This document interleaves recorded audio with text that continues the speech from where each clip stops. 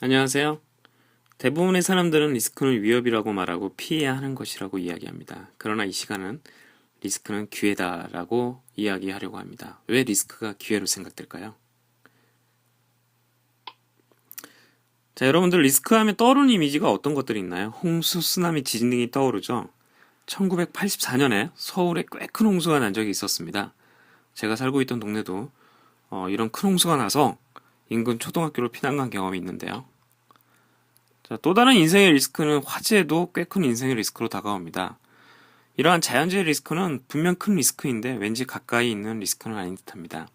그래서 개인 경험으로서 다가왔던 리스크 이야기를 해볼까 합니다.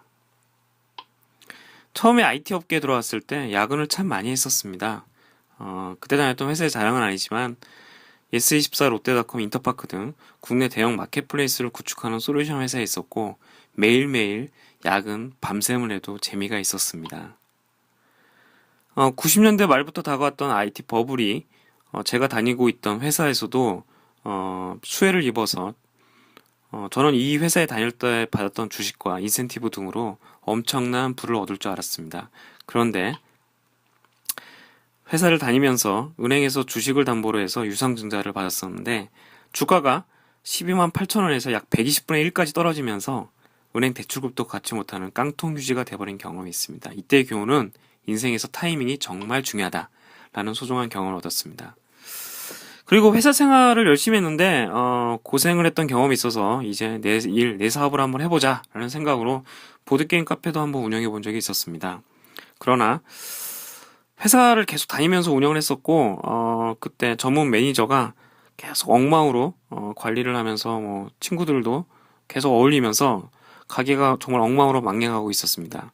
결국 이 가게는 망했었고 저는 여러 가지 교훈을 얻었는데 자영업은 항상 가족 창업을 해야 되겠다. 가족 말고는 믿을 사람이 없겠다. 이런 교훈을 얻게 되었습니다. 이와 같이 정말 모든 일에는 리스크가 있는 것 같습니다. 주식 투자에서도 사업에서도 결혼에서도 우리가 하는 프로젝트 등에서도 이러한 리스크를 최소화하는 방법이 무엇이 있을까요? 아예 아무것도 하지 말까요? 그렇게 생각하지는 않겠죠. 교과서적인 리스크 관리 방법도 있는 것 같습니다. PM복이라고 하는 프로젝트 관리 방법론에서 말하고 있는 리스크 관리를 약 4가지 방법을 이야기하는데요. 회피, 전가, 완화, 수용. 그리고 투자 분야에서도 계란을 한 바구니에 담지 말라라는 격언으로 리스크 관리를 하고 있습니다. 굉장히 좋은 용어로 포트폴리오 이론이라고 하기도 합니다. 즉 위험 분산을 하자는 건데 결국 앞에서 이야기한 정가나 완화와 비슷한 개념이죠. 저는 이제 좀 다르게 접근하려고 합니다. 아무리 리스크를 분산한다고 하더라도 결국 리스크의 총합은 변하지 않습니다. 즉 리스크의 총합이 자신이 관리할 수 있는, 컨트롤할 수 있는 범위 내에 있어야 한다는 게 중요하다고 생각합니다. 어렸을 때 여러분들 평균대 많이 가지고 놉니다. 처음에는 제일 땅에서 낮은 것부터 시작해서 조금씩 더 높이를 높여봅니다. 뭐 어느 정도까지는 우습게 올라가서 걸어가는데 그런데 평균대 길이는 똑같은데 높이가 다른, 즉 150층 높이의 쌍둥이 빌딩 사이를 걸어보라고 누가 이야기합니다. 여러분들 건너갈 수 있겠어요? 자, 건너야 할 길이는 달라진 게 없는데 두려움이 다가옵니다. 네, 하지 말아야 되겠죠. 이렇게 어떤 일을 함에 있어서 고통을 호소하는 많은 분들의 공통점은 본인이 감당할 수 없는 리스크를 아는 것입니다. 즉 최악의 상황을 가정해도 내 삶에 지진이 일어나지 않는 범위 내에서 모든 결정을 해야 합니다. 즉 리스크란 최악의 상황을 가정해도 내 삶에 지진이 일어나지 않는 그런 라인. 물론 이 라인은 사람마다 다릅니다.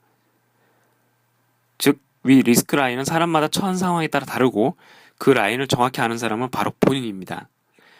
자, 이러한 리스크 라인이 규정되면 그 다음은 여러분들 그냥 뛰어내리세요. 즉 하방은 닫아두고 상방만 열어둔 상태에서 의외의 큰 떡고물이 여러분들의 인생에서 발생할 수도 있습니다.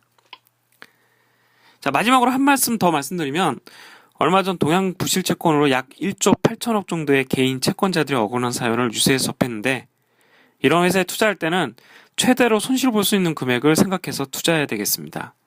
자, 이렇게 리스크는 주제다라는 오늘의 이그나이트 주제를 여기서 마치도록 하겠습니다. 감사합니다.